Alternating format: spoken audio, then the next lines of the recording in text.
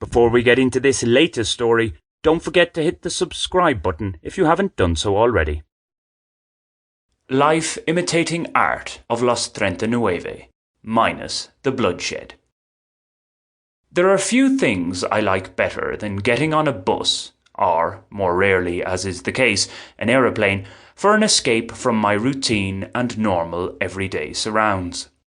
It's something I've been able to do with regularity over the last few years in Colombia. The relative independence that comes with not having a full-time job, coupled with singlehood, has helped me to do this. My adopted country's size, it's 20 times larger than Ireland, and its fairly decent bus network from my Bogota base helps as well. That Bogota is the base is significant in terms of both connectivity and my wanting to frequently take a break from it. If I were based, say, in San Luis de Gaiseno or, from where I currently write these lines, Palomino, my desire to regularly travel would probably be greatly reduced. Such outposts are, understandably enough, less connected than the capital.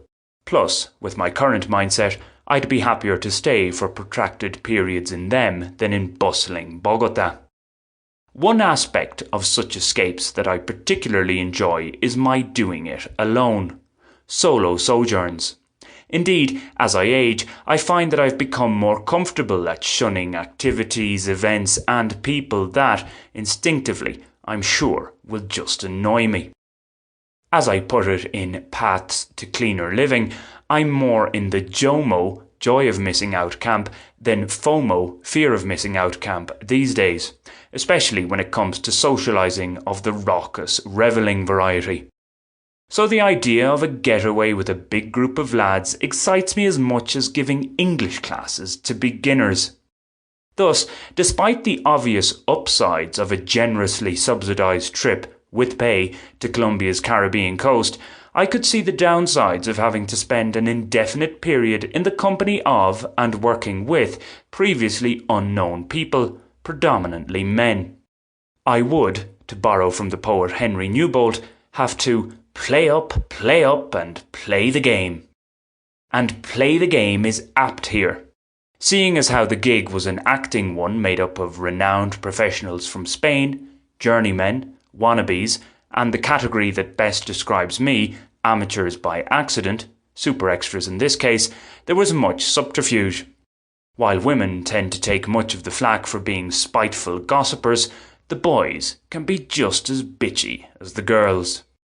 It was the wannabes and amateurs by accident whom I got to know best. I was in the same hotel as some of them, and we also spent many hours waiting around on set during the weeks of filming. Hours waiting around on set is standard, especially, although not exclusively, for big budget productions with complex scenes and fastidious, as the best probably are, directors. From previous but far shorter involvement in productions, I'd experienced the tendency for some of these minor players to think they're bigger than they are. They behave as if they are directors, whilst the reality is they are merely minions. Witnessing this sporadically is somewhat humorous. However, dealing with it on an almost daily basis is more of a headache. Now, at the risk of making myself out to be bigger than I am, but do see my captivating cameo in Narcos, to name just one of my dazzling performances, such on-set behaviour is like a below-average student telling his more astute classmates that they need to up their performance levels. The best strategy is to ignore this noise, which I figure comes from some deep insecurity. It can be hard not to bark back at times, all the same. One comes to expect this pathetic acting up on set, but it wasn't left there. At breakfast in our hotel one morning, a Bogota-born colleague who had, he seemed to think anyway, the ear of the production's decision-makers, informed me that a member of our group was going to be sent home prematurely because his behaviour was annoying some of the more important crew members. This didn't happen. So either the production team had a change of heart, or the guy who told me this was talking horse manure from the start. I suspect it was the latter, especially considering the informant's on-set conduct, portraying himself as a know-it-all. This insidious, I say insidious for I believe it was said to me to create further divisions, as opposed to idle gossip, came after a rift in the group of 8 of us who travelled on the same flight from Bogota for the initial bout of filming. Such splits are common when a disparate group is assembled. Indeed, the series we were filming, Los 39, has splits galore and plenty of gore, as it tells the story, with much artistic license no doubt, of the 39 sailors left behind by Christopher Columbus in 1492 on the island of what today is called Hispaniola. So that divisions, minus the bloodshed albeit, emerged in our real-life group of actors is far from shocking. True to form, none of the groupings appealed much to me. I wasn't too bothered about trying to fit in with any of them in any case.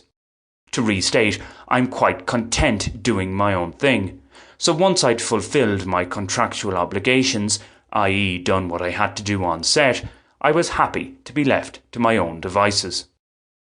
There were, though, those in that group of 8 with whom I connected. One was an easygoing Italian. That we were 2 of what I believe were just 3 non-native Spanish speakers employed by the production helped create a bond. Yet, as a smoker, he was pulled, against his better judgment, into the orbit of a 50-something Bogota-based Spaniard who seems determined to silence silence. He just doesn't shut up. To make this worse, it's like he wants to be heard in his native land with each utterance. And he can't seem to do anything independently. We should do this. We should do that. We should go there. In his defence, there appears to be no malice in him, nor is he pretentious, unlike the gossiping Bogotano mentioned earlier. Nonetheless, much noise often comes from those with little genuine to say or show. I apply that to both the Bogotano and the Spaniard, even though they wouldn't like to be grouped together. In contrast, the principal actors, from the brief interactions I had with them, came across as affable, and while I would have been very happy to receive suggestions and or advice from them during filming, they rarely commented. I guess they were focused on their roles, as one would expect. I suspect they are fairly secure in themselves too. Also, considering acting is their profession, when the cameras aren't rolling, they probably enjoy just being themselves. Some of the wannabes would do well to follow suit. As for my preference for shunning contrived social gatherings, let's just say I'm readying myself to play the lead role in Hollywood's remake of The Quiet Man. I await the call. Have you subscribed to this channel yet? If not, why not do so right now? It's free and only takes a second. Thanks!